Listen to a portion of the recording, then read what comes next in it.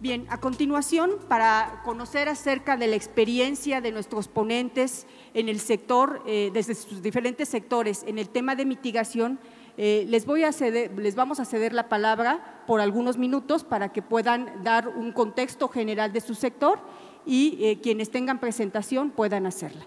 Entonces, si les parece bien, vamos a empezar en el mismo orden de presentación para que puedan dar sus palabras de inicio. Gracias, doctora, muchas gracias.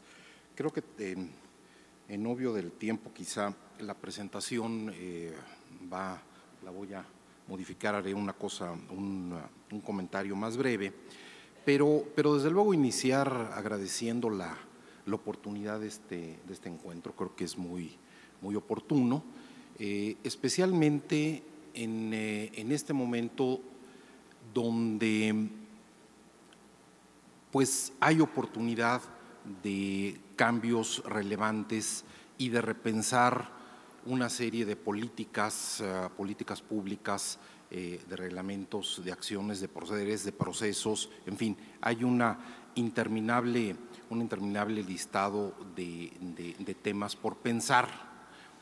Pero también es importante el decir qué es lo bueno que se ha hecho y que deberíamos de perseverar en ello y deberíamos de tener una disposición para continuar mejorando cosas. En la presentación, y no sé si será posible nada más poner la primera lámina, y es muy afortunado que previo a este panel hubo la presentación del inventario. Quizá, y bueno, felicito a los organizadores, especialmente al INECA, a Semarnat, por la organización de este evento. Lo que quería resaltar en una presentación, en una lámina, son los compromisos que tenemos como país al 2030. No voy a platicar de cuáles son los detalles de este compromiso, en fin, las aportaciones de cada sector, únicamente resaltar que son tres los sectores importantes que concentran en buena medida, el 75%, pues cuáles son las aportaciones en el tema de mitigación. El más relevante, el de energía con 30%, y aquí es un caso muy interesante porque ha habido políticas públicas relevantes, ha habido una reflexión, cambios legislativos, modificaciones, y pareciera que por la línea en la que vamos, y debo decir, incluso desde la perspectiva empresarial, que en algunas cosas no necesariamente estamos de acuerdo, pero ha habido una reflexión, ha habido diálogo, ha habido una conducción adecuada y los avances son muy relevantes. Y además, bueno, hemos visto en las subastas, hemos visto las estimaciones en términos del impacto que pueden tener en el PIB o en el mismo empleo, más de 200,000 cargos, puestos que se pueden crear en las próximas 2 décadas, década y media. Y bueno, pareciera ser que es un ejemplo realmente relevante para seguir y para perseverar y ahora, y entiendo que también hay pues parte del equipo que en la próxima administración estará al frente de algunos de los temas que ahora nos ocupan, vale la pena pensar qué hacemos para continuar ciertas políticas y qué hacemos para mejorarlas, y esto que pudiera ser una muy buena práctica y el impacto que tendrá es realmente relevante. Por contra, tenemos los compromisos vinculados al transporte. En el programa que me presentaron, pues prácticamente 20 hojas muy nutridas de participantes y de temas, y está ausente, a lo mejor no lo revisé con todo el cuidado, pero no hay la postura del sector transporte en perdón, ¿cuánto tiempo tengo? Es breve. 3 minutos. Entonces, termino muy rápido diciendo, transporte es inexistente en la postura. ¿Dónde está el transporte, no? Y tenemos por contra también la aportación, por ejemplo, de suelos, y aquí hay dos especialistas en política agrícola, forestal, etcétera, etcétera. Se antoja que se han hecho muchos avances, que hay relevancia, que es importante lo que se ha mostrado, pero faltaría una visión integral. Dado los 3 minutos y yo creo que ya llevo como 2:59, termino nada más diciendo la preocupación que tiene el sector privado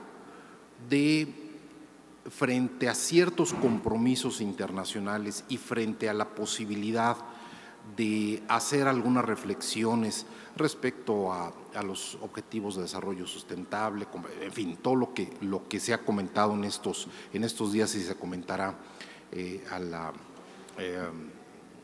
este día y medio que falta. Es necesario hacer una reflexión de mediano y largo plazo, teniendo claridad de cuáles son las metas, cuáles son los compromisos y qué es lo que vale perseverar, qué es lo que vale modificar y qué es lo que vale la pena integrar. Yo diría que el sector privado tiene pleno compromiso con los temas ambientales y de sustentabilidad, pero también es importante el diálogo, y si hay tiempo podemos comentar ejemplos exitosos de diálogo con autoridades, con empresas, con el sector social que dan esta perspectiva. Pero aquí le paro para no abusar del tiempo de los colegas. Muchas gracias.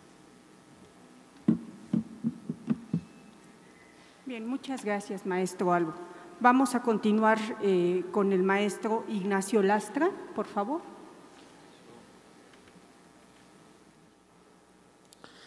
Bien, hemos escuchado el día de hoy varias presentaciones y muy importantes. La medición de lo que está pasando. Tenemos dos mediciones fuertes. Una es, sin duda, el CO2 y la otra es el metano, que nos da un poco más del 90%, donde debemos enfocar las acciones para bajar, contrarrestar la presencia de estos dos productos que los podemos utilizar, los podemos transformar, pero también hay que empezar a invertir.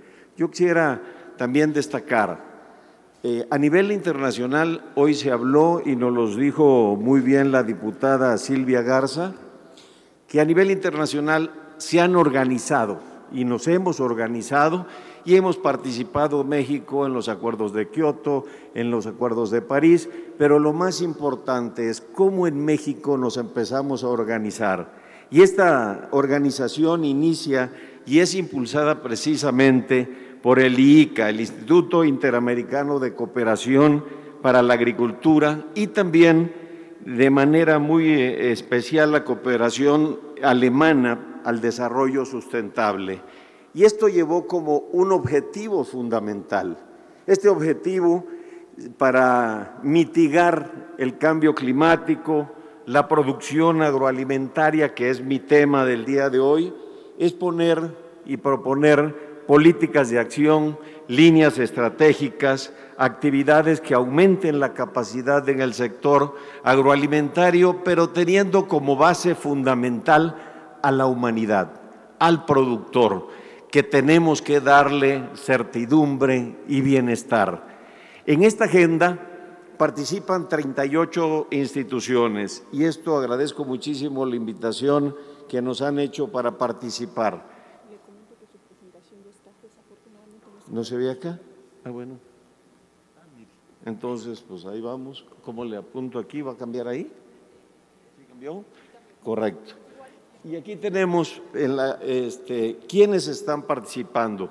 Los principales actores y sin duda Semarnat es una parte fundamental en estas actividades y podemos ver que se desempeña un papel determinante en el desarrollo del sector y en la toma de decisiones para contrarrestar los efectos negativos.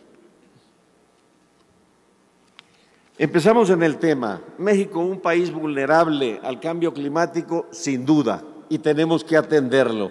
Al calentamiento observado le acompañan aumento en el número de días cálidos y cambios en los periodos de lluvia estacional, modificando las fechas de siembra en la agricultura y la disponibilidad de pastos en las zonas a nivel nacional en condiciones de temporal.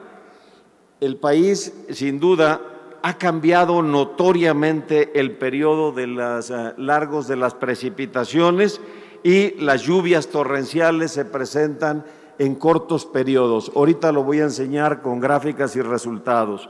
Los ríos, tenemos muchos ríos asolvados. Vienen las altas precipitaciones, se desbordan rápidamente y tardan más tiempo en bajar estas aguas y se mantienen mayores periodos inundados las actividades. Veamos aquí lo que corresponde.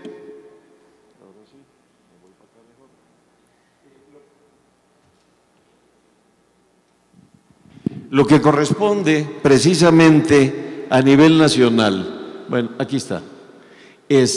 Veamos los colores.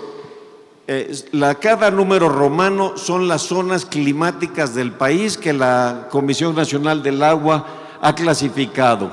Pero vemos que la disponibilidad de agua y en la zona amarilla corresponde al 31%, en la zona sur-sureste el 69%. Pero vemos que la concentración de la población la tenemos en 79% en las zonas amarillas y el resto en el sur-sureste. Y el Producto Interno Bruto es del 79% en las zonas amarillas, norte, centro y occidente. Sur-sureste produce el 13%. Aquí tenemos un potencial muy grande para producir. Pero ¿cómo estamos en las precipitaciones pluviales? Igual, vemos que la parte donde las mayores precipitaciones se dan es en las costeras del Pacífico, del Golfo y el sur-sureste, es decir, en las zonas tropicales de México. Y el resto del país está pasando por un periodo, por periodos de, bueno, aquí es una zona desértica, una zona semidesértica, y ustedes saben muy bien cuáles son las diferentes condiciones de trópico que tenemos en México. También las condiciones de sequía al final de cada temporada. Es una de 2007, pero cada día es más recurrente y volvemos a ver las zonas de sequías extremas, estas rojas, sequías sin duda. Miren, vean qué está pasando en el sur-sureste. Cada día más largos los periodos de sequía. Realmente todavía los conocemos como bajas precipitaciones pluviales. Sin embargo, vienen los periodos de inundación.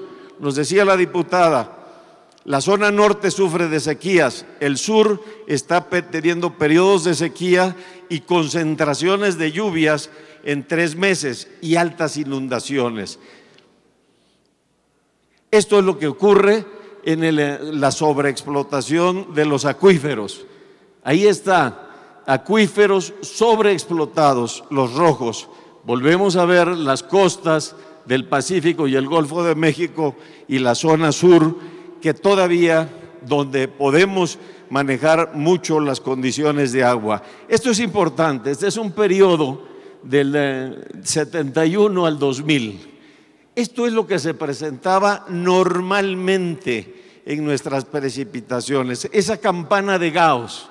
Y empezaba las lluvias en el mes de mayo y aquí estaba concentrado el primavera-verano de siembra. Y en la zona norte se concentraba la mayor producción de forrajes en el mes de agosto. Y esto es lo que le llaman agostadero, viene de agosto, en donde se hacen los pastoreos. Pero cuando construimos una gráfica de lo que está pasando, esto es construida por un servidor en base a información que hemos desarrollado a través de la investigación, antes en el INIP, hoy en el ENIFAP.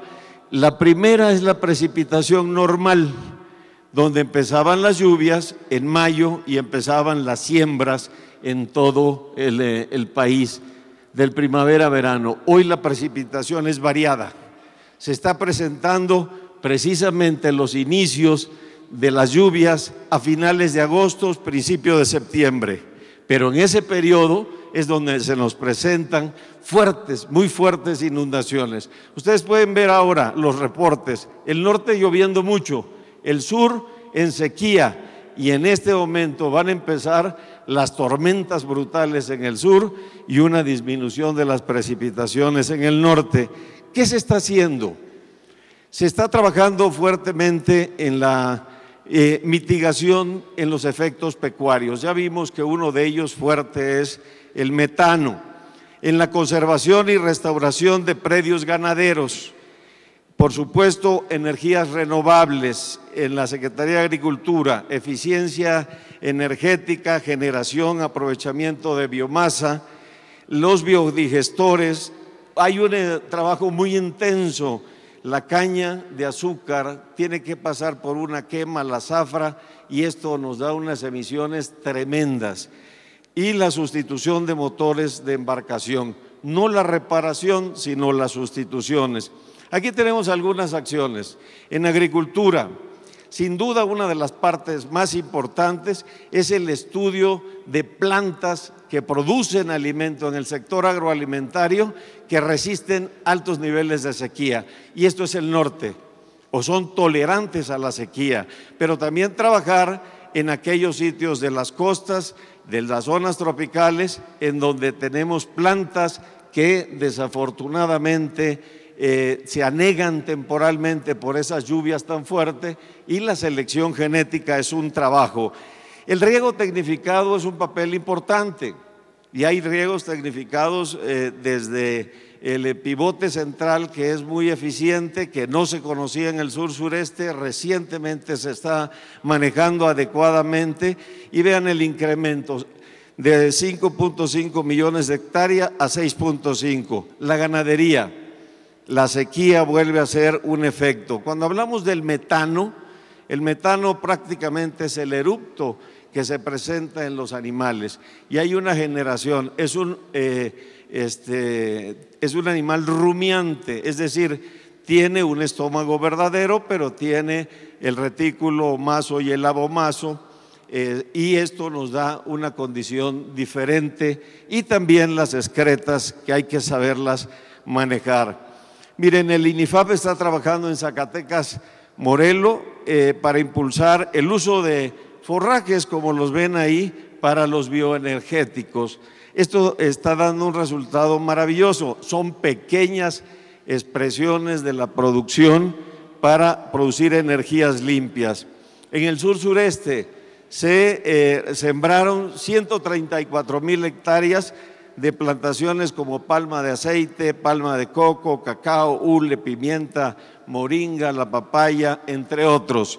Esto no solamente la reforestación forestal es importante, sino las oleaginosas, las frutas y los negocios que tiene que hacer el productor. Se trabaja también en plantas de tratamientos de aguas residuales, sistemas de tratamiento de aguas residuales y la generación de energía hidráulica. Esto es un trabajo, faltan 2 láminas, nada más, perdón. Esto es algo importante, se trabaja mucho en lo que son los productos orgánicos. Hoy México es superavitario, se atendieron 172 proyectos y se privilegia la agricultura precisamente orgánica. Hoy tenemos una gran cantidad y tenemos el distintivo de Zagarpa generado por Senacica para los productos de exportación. Muchas gracias.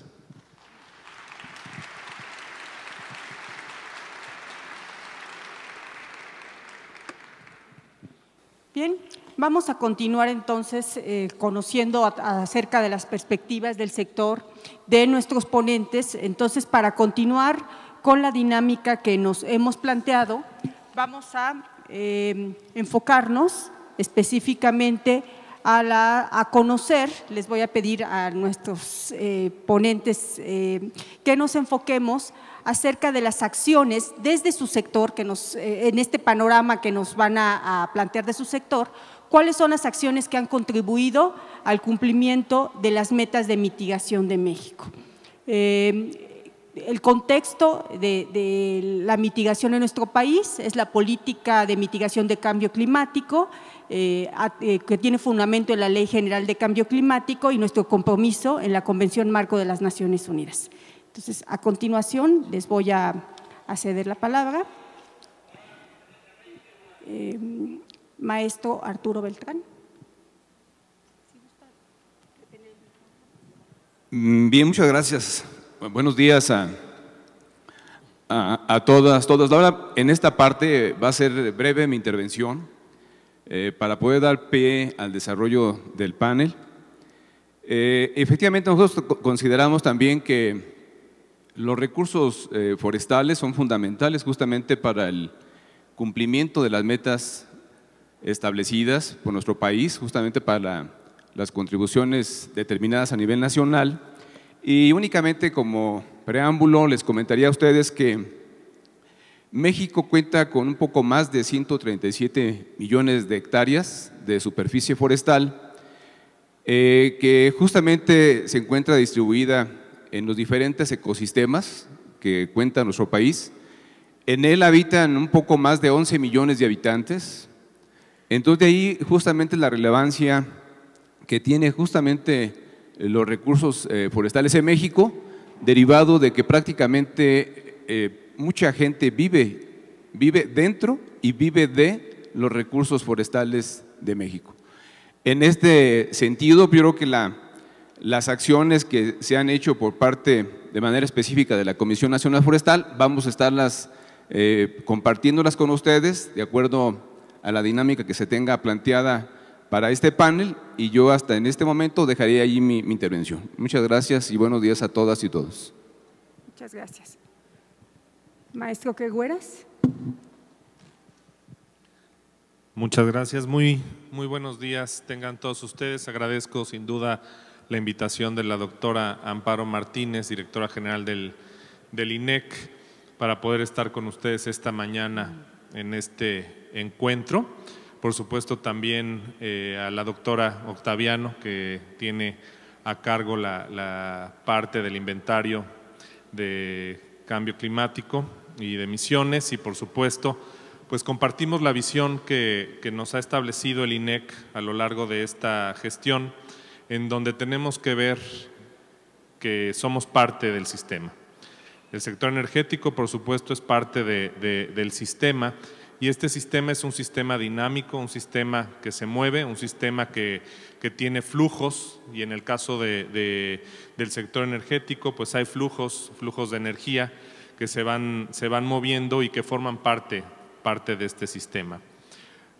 En el marco de la reforma energética y de este sistema, como ustedes saben, por primera vez tenemos una ley de transición energética, una ley que establece ciertos documentos de política pública que nos orientan y nos permiten seguir una ruta en este sector, que debe de ir conjuntamente de la mano con el sector ambiental y con la parte de la lucha contra el cambio climático. En esta ley de transición energética se establece una estrategia con visión de largo plazo, y esta estrategia con visión de largo plazo tiene 4 pilares muy importantes, y estos 4 pilares forman parte del sistema que nos permite el Instituto Nacional de Ecología y Cambio Climático tomar en cuenta. El primero, por supuesto, es el de la producción de energía. ¿Cómo estamos produciendo la energía? ¿Qué efecto tiene esto y qué tenemos que hacer en nuestra producción de energía para mitigar los efectos del cambio climático y para adaptarnos? En segundo lugar, y como segundo pilar, ¿qué pasa con el consumo de energía? ¿Cómo lo estamos consumiendo? ¿De qué manera este consumo de energía debe de cambiar. El subsecretario mencionaba hace unos minutos la importancia de las energías renovables, de la eficiencia energética, y que bueno, ahí vamos de la mano, por supuesto, con el sector agroindustrial. El tercero es la eficiencia energética como tal. La eficiencia se vuelve un pilar por la importancia que tiene en el futuro de la mitigación de gases de efecto invernadero y en la adaptación, por supuesto. Y el último es el del almacenamiento. ¿Cómo tenemos que almacenar la energía para poderla aprovechar mejor?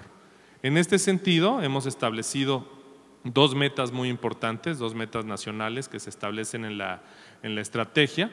Una va enfocada a la generación limpia. Esperamos que hacia 2050 la mitad de la generación en nuestro país sea limpia.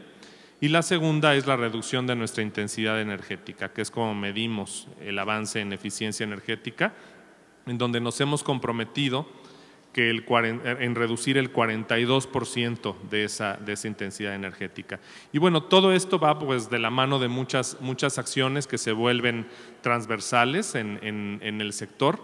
Quisiera comentar algunas de las que estamos realizando enfocadas al ahorro de energía, que tiene un impacto muy relevante, que van enfocadas desde, por ejemplo, el sector vivienda, en donde hemos tratado de disminuir el consumo de energía a nivel vivienda, en donde tenemos un programa con la Comisión Nacional de Vivienda para reducir el consumo, en donde las personas que habitan en casas y que tienen un ingreso menor a 5 salarios mínimos pueden sustituir tecnologías ineficientes por tecnologías eficientes de iluminación, de aire acondicionado, etcétera, a una tasa preferencial y además tener un incentivo energético. Lo mismo estamos haciendo con las pequeñas y medianas empresas. Tenemos un programa denominado Ecocrédito Empresarial que nos permite hacer lo mismo. ¿Y esto por qué? Porque en México más del 97% de las empresas de nuestro país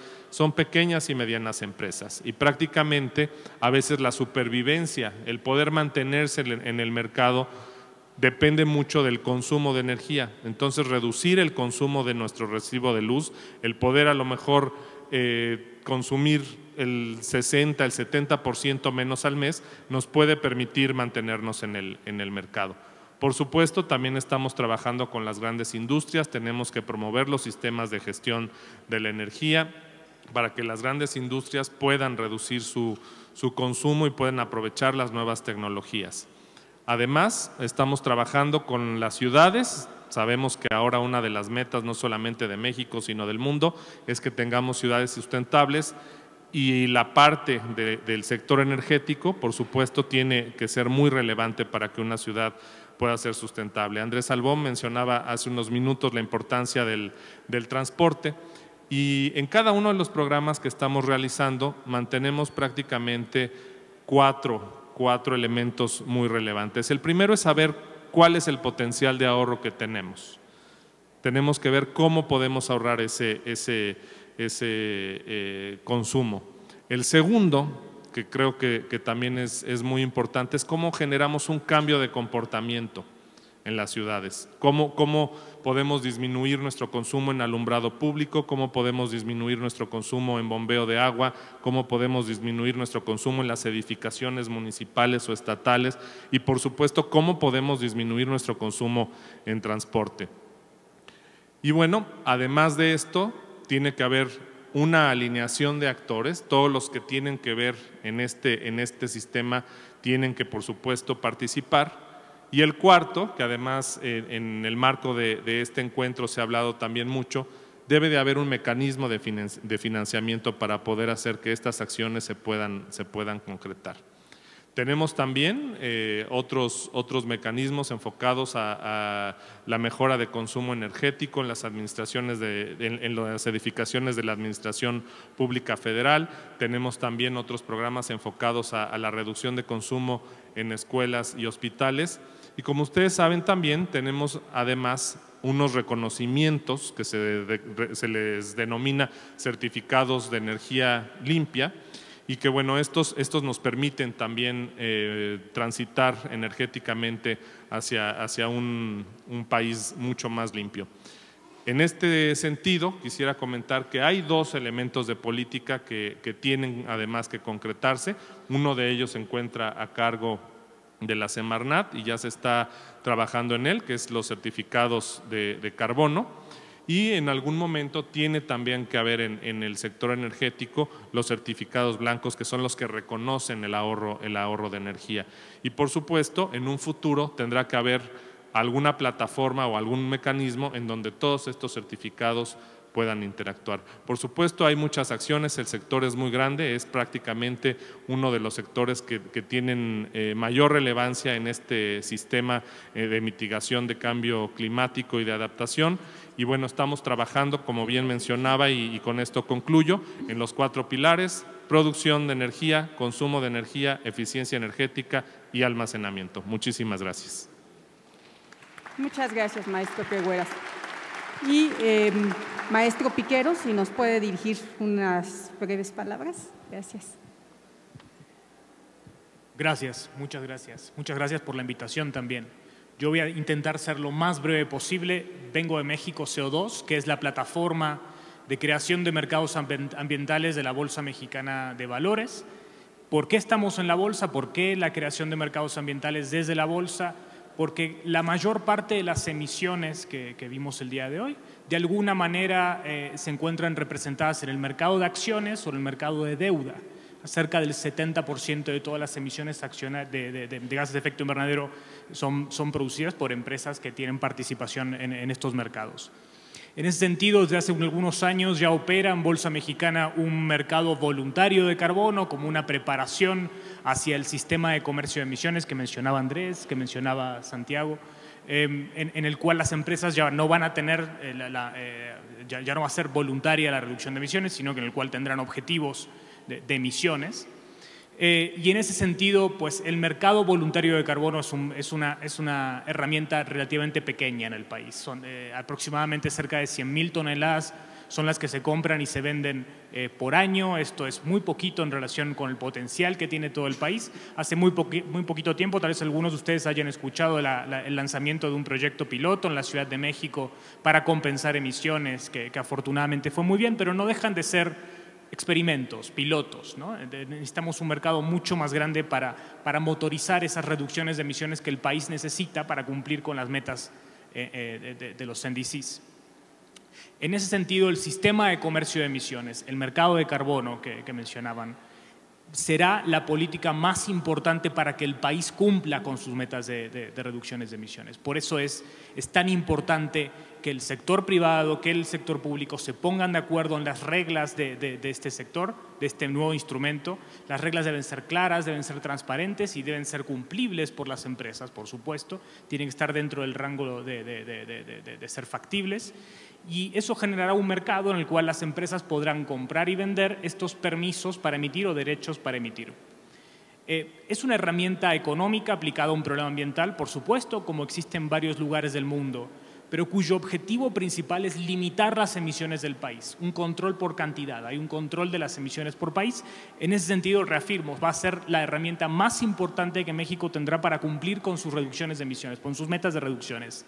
¿Cuál va a ser el papel del sector productivo y, por supuesto, el sector financiero en este mercado y específicamente el sector financiero? Un sistema de comercio de emisiones puede responder a los riesgos físicos, a los riesgos regulatorios y a los riesgos financieros que significa el cambio climático para los inversionistas. Las empresas cada vez más son demandadas de información, requieren producir más información para los inversionistas en términos de cambio climático, cómo están expuestas al cambio climático, qué riesgos financieros, qué riesgos físicos o qué riesgos regulatorios significa el cambio climático para ellas. Apenas el año pasado se firmó una declaración en México de inversionistas institucionales, es decir, de afores, de aseguradoras, de fondos de inversión, también banca multilateral y otros actores financieros, a favor de tener más instrumentos financieros climáticos que hagan frente al cambio climático y preocupados por el cambio climático. Todos juntos aproximadamente representan un 30% de la economía mexicana. Vemos que esto va en aumento y este año esperamos incluso ampliar esa declaración hacia otros elementos. Y definitivamente esto deja algunos puntos a tratar durante la próxima administración. Ya termino, es un resumen muy rápido. Seguramente la próxima administración va a tener un desafío en cuanto al MRV financiero. La cantidad de dinero, externo o interno que se va a dedicar o que se necesita y que se va a dedicar hacia las soluciones de cambio climático que necesitamos en adaptación y en mitigación, incluso también en otras áreas. Biodiversidad, se me ocurre. Pues seguramente tendremos que construir ese tracking de ese dinero a dónde va. Eso requerirá de mucho trabajo, entre uno de ellos, el más importante, definir qué va a ser lo que queremos que sea financiado por estos fondos. Y segundo, muy relacionado con lo anterior, un plan de inversión, o sea, qué proyectos son los necesarios que el país tendrá que financiar para poder reducir sus inversiones, más allá del sistema de comercio de emisiones, una vez que ya esté en funcionamiento. Muchas gracias, maestro Piquero. Bueno, para terminar con nuestro panel, quisiera hacer una última pregunta. Les pido que sean muy breves. La idea es que nos den una perspectiva de cuáles son los aspectos clave para incentivar esta transición que requerimos como país para el logro de estas metas de mitigación. Ya nos dieron ustedes el contexto del presente, de lo que estamos generando en el país en términos de mitigación. Ahora es enfocarnos hacia el futuro. Queda la mesa abierta para quien quiera iniciar. Maestro Cregueras, por favor. Muchas gracias. Pues bueno, simplemente y muy breve, yo creo que el cambio de comportamiento es uno de los elementos más importantes. Ahora sí que es transversal, tiene que haber un cambio de comportamiento en cada persona, en cada familia, en cada empresa, en cada industria, en cada administración pública. Yo creo que es esencial que exista este cambio de comportamiento, que realmente nos concienticemos de la importancia de la lucha contra el cambio climático, de lo que se puede hacer desde cada persona, desde lo que se puede hacer desde cada familia, desde cada industria, etcétera, a fin de que lo podamos lograr. Para ello tiene que haber capacitación. Es muy importante, veo que hay muchos jóvenes que se encuentran aquí. Quiero comentar que a lo largo de esta gestión ha sido en donde más se ha impulsado el número de becas, de becas CONACYT con los fondos del sector energético, para que precisamente todas las personas, todos los jóvenes, incluso también no tan jóvenes que tengan a lo mejor ya una maestría y que quieran especializarse en un doctorado o un postdoctorado, hacer algún diplomado, puedan hacerlo. Debe de haber capacitación de alto nivel para poder a lo mejor también tener logros muy importantes en estas metas, y es muy relevante para este cambio de comportamiento. Si tienen interés todavía en participar en la Secretaría de Energía a través de los fondos CONACYT, CENER, Hidrocarburos y Sustentabilidad, contamos con becas muy importantes para poder especializarse mucho más en estos temas. Muchas gracias. Yo veo dos factores importantes para el futuro. En aras del tiempo, les comento que van a identificar personas para poder hacer preguntas directas a nuestros panelistas. Entonces, por favor, que puedan entregarles un papelito para que puedan encontrar hacer sus preguntas.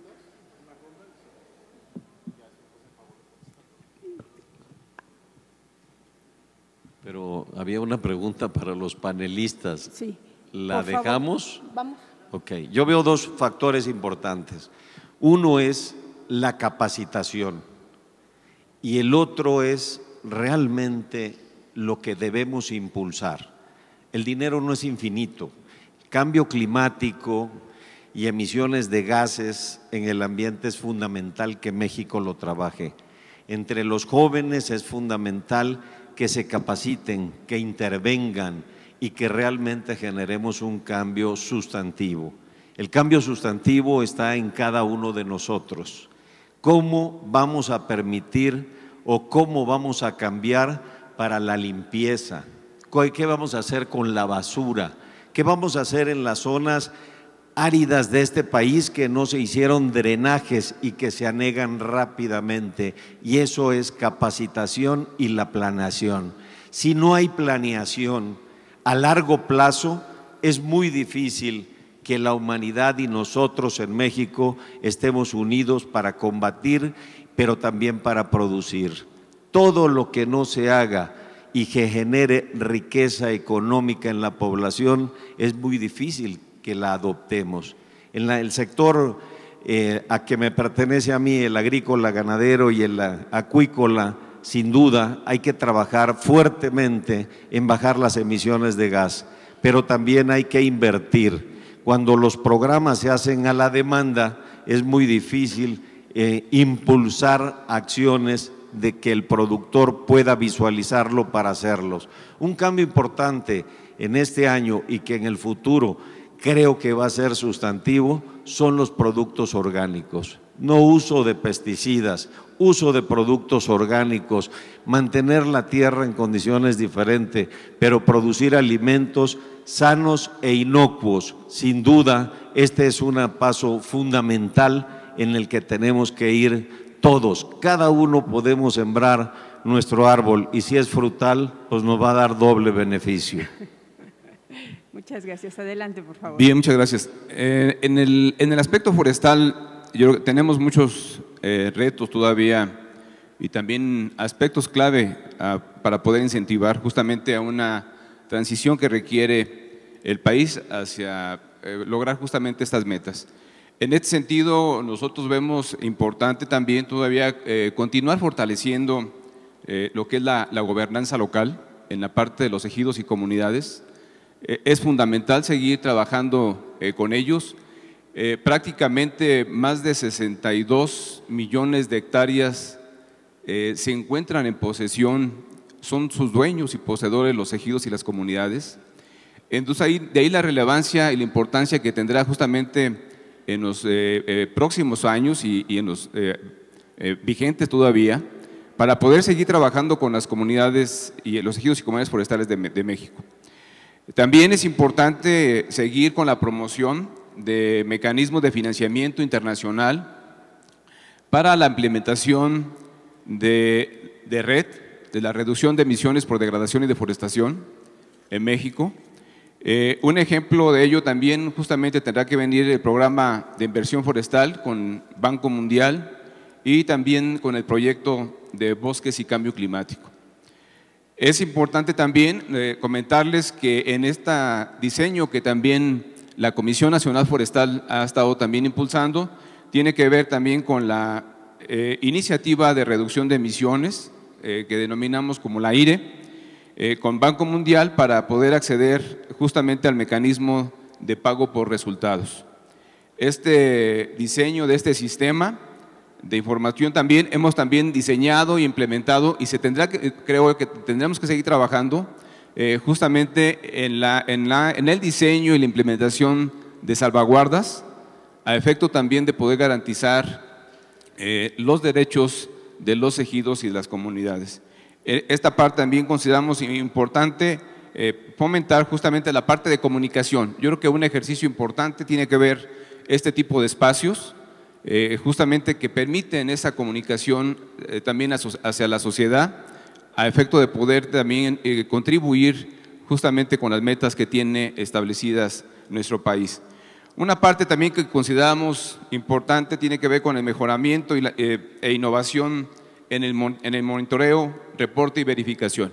Esta es una tarea también en la cual la Comisión Nacional Forestal ha trabajado también arduamente con el monitoreo, reporte y verificación a efecto justamente de poder establecer estos mecanismos de información en el cual yo en esta parte agradezco mucho también a la doctora Amparo, al INEC, por este fortalecimiento institucional que hemos tenido con el INEC, justamente para poder proporcionar insumos que ya hoy por la mañana referían también en el informe que presentaron. Entonces, yo creo que es una parte también fundamental de seguir también con este alineamiento y con esta también comunicación intersecretarial fundamental que también que es necesaria en México.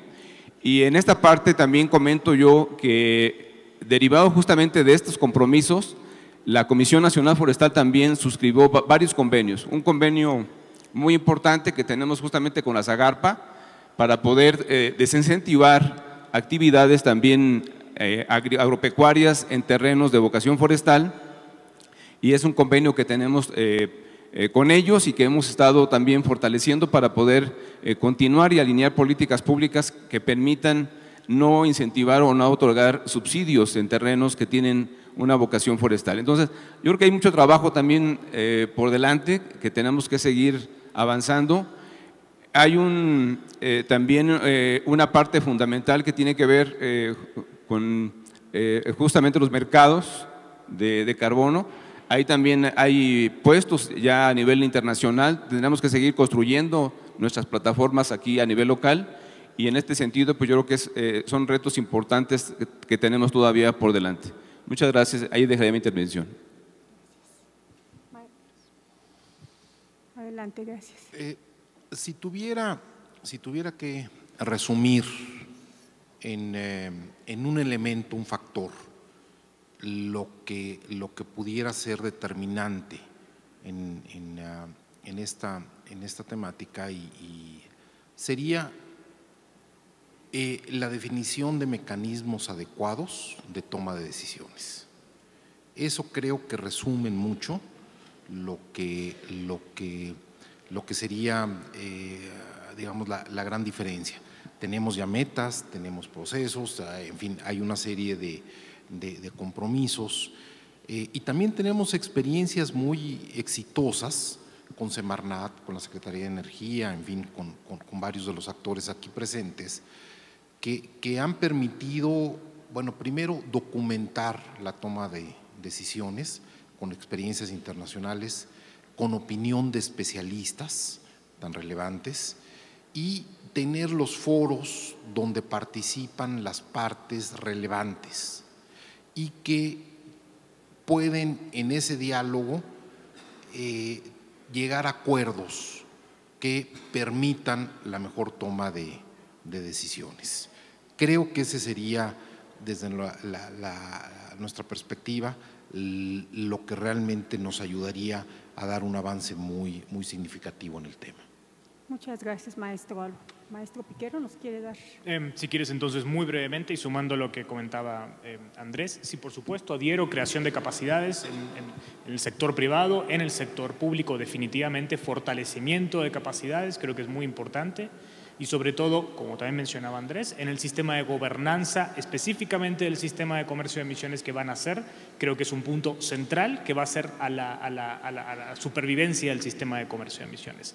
Creo que hay campos regulatorios que tenemos que explorar en muchas áreas, en el sector financiero es uno, pero en otros sectores también.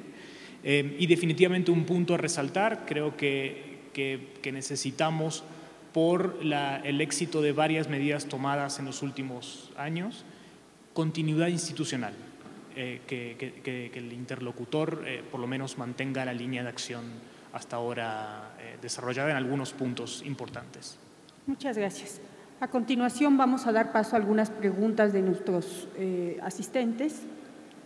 La primera de ellas, voy a hacer dos preguntas primero y luego vemos el resto. ¿De qué manera se coordinan la CONAFOR y la SAGARPA para que promueva el desarrollo rural bajo en emisiones y el mantenimiento de los servicios ambientales en un mismo territorio? Esa sería la primera pregunta. La siguiente pregunta es cómo conocer o consultar los programas de apoyo a municipios específicamente para el tema de energía, ¿no? Y igual conocer algunos detalles sobre apoyos para estudiantes de doctorado en los temas de sustentabilidad que tienen que ver con energía. Adelante, por favor. Bien, muchas gracias. Daré ahí unos comentarios también. Está también mi compañero aquí de la SAGARPA. Efectivamente, como yo les refería hace un momento, una de las acciones también que promovió no únicamente la Comisión Nacional Forestal, sino fue una firma que se suscribió a través, de manera sectorial, a través del secretario Rafael Paquiano, secretario de Medio Ambiente, con el secretario Calzada, en su momento, justamente para llevar a cabo acciones de coordinación entre la Secretaría de Medio Ambiente y la SAGARPA. Derivado de este convenio marco que se suscribió, justamente en ese sentido, para coordinar acciones que fomenten actividades y que desincentiven actividades que se puedan dar en terrenos forestales, La Comisión Nacional Forestal firmó un convenio específico con la Zagarpa, de tal suerte que en este convenio específico que tenemos es justamente para contribuir y poder fortalecer actividades que desincentiven justamente lo que pudiera haber cambio de uso del suelo. Esta es una parte fundamental que estamos trabajando de manera conjunta, a efecto también de sumar también actividades que abonen justamente en trabajos de forestación. Sin duda, ese convenio establece algo. Hay un subsidio que se da permanentemente que es Proagro, pero está dado para la agricultura básicamente de granos básicos. Pero si se desean cambiar esa actividad a la actividad forestal, sin duda se le sigue dando el recurso y pueden cambiar el uso a lo que se refiere la conversión productiva a la actividad forestal. Está acordado, es una forma de mantener la coordinación. La Secretaría de Agricultura ve fundamentalmente en la parte de plantaciones frutales, oleaginosas, ellos ven la parte forestal y las zonas de reserva del país, ya sean reservas de la biosfera, la conservación, etcétera. Pero esa es la parte que le corresponde a Semarnat, en donde el acuerdo está establecido fundamentalmente es para el cambio de uso de suelo dirigido a la actividad de la agrícola a la forestal, con mayor rentabilidad. Gracias, subsecretario. Bueno, preguntaban sobre cómo los municipios pueden participar en los programas de ahorro de energía. Tenemos un programa muy innovador, que es el Proyecto de Eficiencia y Sustentabilidad Energética Municipal. Para que los municipios puedan participar en él, lo primero que tienen que hacer es, como mencionaba anteriormente, diagnosticar el potencial de ahorro de energía. ¿Cómo lo pueden hacer? Lo pueden hacer utilizando una herramienta del Banco Mundial que se llama Trace o CURP. Hay dos que se encuentran en internet, las pueden encontrar ahí en el YouTube, o también contratando a lo mejor algún consultor especializado en materia de ahorro de energía, pero la idea es que los municipios lo puedan hacer de manera individual, con sus directores de obra pública, con sus directores de infraestructura, de medio ambiente, de energía, si es que lo tienen, para poder ver en qué áreas es donde pueden ahorrar más. Si pueden ahorrar más en alumbrado público, si pueden ahorrar más en sus sistemas de bombeo de agua, si pueden ahorrar más en sus sistemas de edificaciones. Ya que tienen este diagnóstico perfectamente estructurado, tienen que hacer su manifestación de interés a la Secretaría de Energía, en donde el alcalde manifiesta de manera formal su interés en participar en este programa. Posteriormente, hay que hacer una revisión también, que no se tengan adeudos con la Comisión Federal de Electricidad. Es muy importante que estén al día para poder participar en el programa. Y bueno, lo que sigue, ya que se hace esta manifestación de interés con un diagnóstico inicial de manera rápida, es que empieza ya una auditoría formal en donde se establece un proyecto ejecutivo dependiendo de lo que es la prioridad en ese municipio. Finalmente, se establece un esquema de financiamiento que conviene, por supuesto, al municipio con un incentivo energético que puede ser desde el 10 hasta el 70%, dependiendo del tamaño del proyecto, y que la meta es que se vaya repagando por sí mismo en el proceso de su implementación. La segunda pregunta era con respecto al acceso a las becas para programas de posgrado. Ahí pueden acceder a la página del CONACYT directamente. En las convocatorias van a encontrar las que corresponden al fondo CONACYT CENER Hidrocarburos, si están enfocados más a la parte que corresponde al sector hidrocarburos, y los que tengan mayor interés en la parte de sustentabilidad, las que corresponden al fondo CONACYT CENER Sustentabilidad. Prácticamente ha habido a lo largo de esta administración más de 125,000 mexicanos que han sido beneficiados a la fecha con programas de diplomado, con programas de maestría, doctorado y postdoctorado, y esperamos que sean muchos más. Muchas gracias. Bien, vamos a concluir, ya no tenemos tiempo para recibir más preguntas del público, les agradecemos mucho, les pido un cálido aplauso para nuestros ponentes. Muchas gracias.